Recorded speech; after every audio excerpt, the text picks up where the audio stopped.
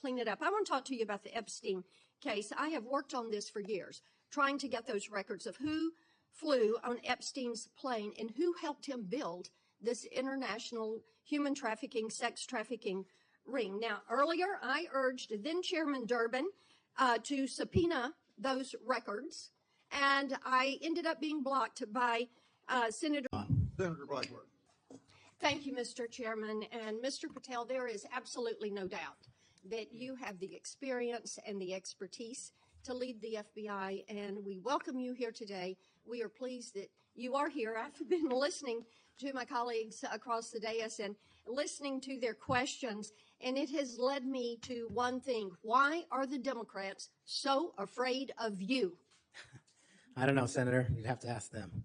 Well, I tell you what I think, and listening to their questions and your responses, which we appreciate, they know that you're going to go in and you're going to clean up that political cabal that has been over there for years. You are going to reposition the FBI to its core mission. You stated that earlier in this hearing, and there will be no more political persecutions and no more two tiers of justice, and they have liked having two tiers of justice. They have enjoyed it, and it has helped them, they think, in their political mission. They've enjoyed targeting Catholics.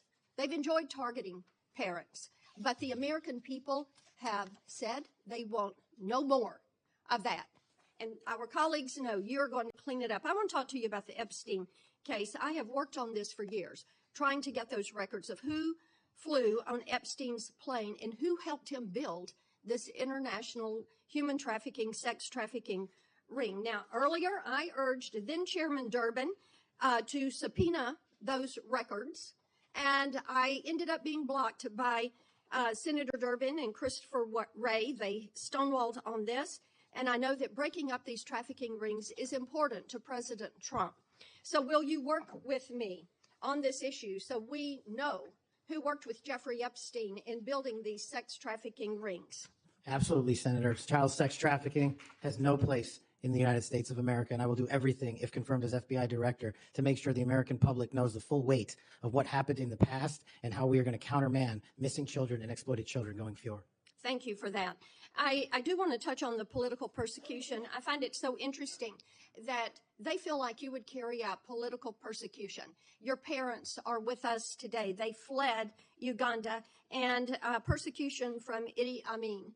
And I think that with your background and given your family's history, that you would never move to political persecution. Is that accurate? Yes, Senator, that is. And we appreciate that you would remove any kind of two tiers of justice from the FBI because they have practiced that every day for years. Not all FBI agents. There are some good ones, and we certainly want to keep them, but the politics has got to be moved out of the agency. Now, they've tried to frame you as being anti-police. We've discussed that some today. And I know that you grew up working with NYPD officers in your community. And I know that law enforcement groups, including the National Association of Police Organizations, have endorsed your nomination. And on top of that, your brother is a law enforcement officer. Is that accurate? Many of my family are, yes, Senator. How many of your family, sir? Well, I guess the Indians have a different definition of family. We got a really big one, and they're all family. We all love big families. So we got a lot. I appreciate that. But it is accurate to say that in your role, you're going to do everything that you possibly can to protect the men and women who are protecting our communities. That is of the utmost importance. Thank you. I want to go to the Nunes memo. You were the principal author of the Nunes memo. Is that accurate? Yes, me and staff. Thank you. And that did really so much to focus the light on the Russiagate hoax and the political cabal that was for years operated out of the DOJ and the FBI. And I know that there are some that felt like that memo was not accurate. We know now differently. And I'm quoting a comment that was made about that memo and by a member of that House Intel Committee, and I quote, "It was meant only to give Republican House members a distorted view of the FBI," end quote. I find it so interesting. They use the term distorted view. I think the American people who for 4 years under Biden saw the FBI weaponized against them, against parents, against people of faith, weaponized against President Trump, I think they would disagree with that. Do you stand by the good work that you did on the Nunes memo? Our team, and yes, absolutely. And the Nunes memo was accurate in its description of the details, correct? As confirmed by the Inspector General, the Special Counsel, because the Nunes memo only contained sworn information received pursuant to transcribed interviews and production of government materials, including FBI 302s and DOJ memorandum. So the Nunes memo is accurate. Yes, ma'am.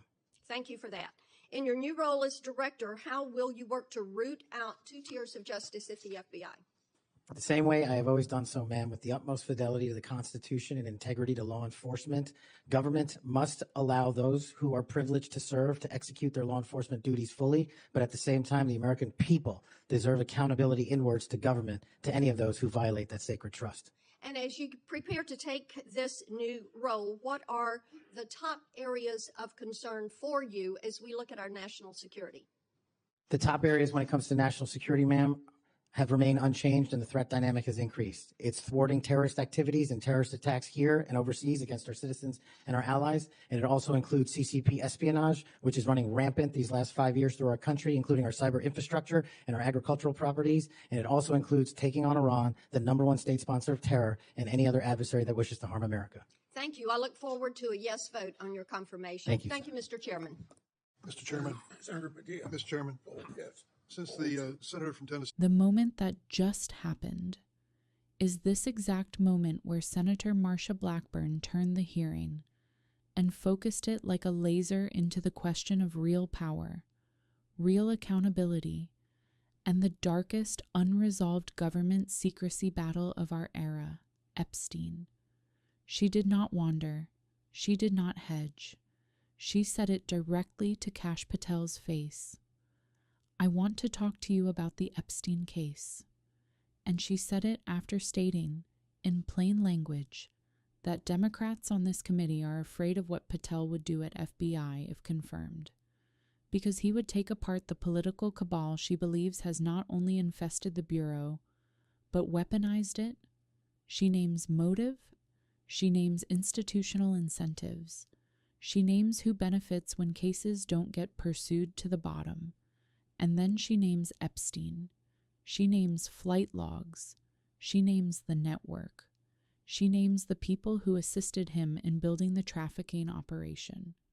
She names how her effort to get records was blocked by senators. She names a history of stonewalling. There is no more powerful moment in a confirmation hearing than when a senator, on camera, invokes the single case the American public still believes is being strategically protected by power, protected by institutions, protected by people who do not want the truth to ever fully come out. And then she asks Kash Patel directly if he will work with her to expose who helped Jeffrey Epstein. And Patel says yes. He says child sex trafficking has no place here. He says he would use the full weight of the FBI to reveal the truth. This is what hearings are supposed to be.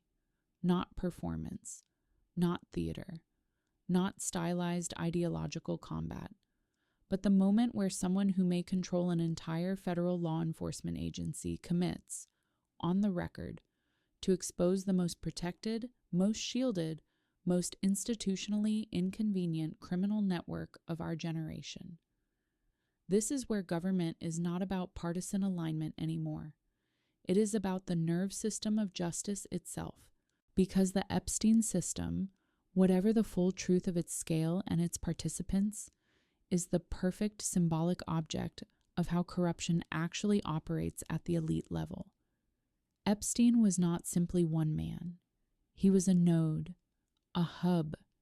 He was a relational nexus built by access, by power, by leverage, by money, by intelligence interests, foreign and domestic. And the reason the public never lets this case go is because they intuitively understand this is the proof case that shows how the powerful are shielded while the ordinary are punished. So when Senator Blackburn says the Democrats enjoyed 2 tiers of justice, she is not simply making a slogan claim. She is anchoring that claim in the story that every American already knows is real in their bones, that if Epstein had been a random middle-class offender, every name would have been public the first week. That is why this moment matters. That is why this exchange matters. And then she draws Patel back into his own biography, his family fleeing Amin, political persecution, state force used against private citizens for non-criminal reasons, and she asks him, "Would you replicate that here?" He says no. She then brings him back into Russiagate, the Nooney's memo, and he says unequivocally, yes, the memo was accurate, confirmed by IG, confirmed by special counsel, sourced only on sworn government documents. This is not subtle narrative shaping. This is not soft general rhetoric. This is a senator walking the public step by step through an argument that the same forces that blocked Epstein exposure were the same forces that constructed politically driven FBI operations, and the same forces that now fear an FBI director that would rip open both simultaneously. Whether a viewer agrees with her or not, that is the argument she made under oath. This is what hearings reveal, not slogans, but operating belief architecture, what each side believes the federal enforcement state is for, and what each side fears the other side will do with that state. And this hearing ended with Blackburn saying she looks forward to a yes vote, because in her frame, this nomination is the existential fork, the line in the sand. Either the FBI returns to constitutional neutrality now, or it descends permanently into factional power weaponization. This is not small. This is not marginal. This is not a procedural technical confirmation. This is the future of how the American state uses force. And the moment the Epstein case was placed on the table, the entire moral terrain of the hearing changed instantly, because the most radioactive case in modern institutional memory was invoked not as conspiracy, but as evidence for why a cleanup is necessary. That is the narrative moment we just witnessed. This is what a republic actually looks like when the camera is running. The public deserves to see these exchanges. The public deserves to hear these commitments. The public deserves to know who resisted transparency, who blocked subpoenas, who protected the secrecy of the most heinous trafficking network ever exposed inside the United States. Because sunlight is either real or it is theater, and the battle inside these rooms is the battle over which it will be. This is Liberty Congress of USA. Support our work. Subscribe. Spread this everywhere. Because if the American public is not watching these hearings, then the fights inside these rooms happen in silence.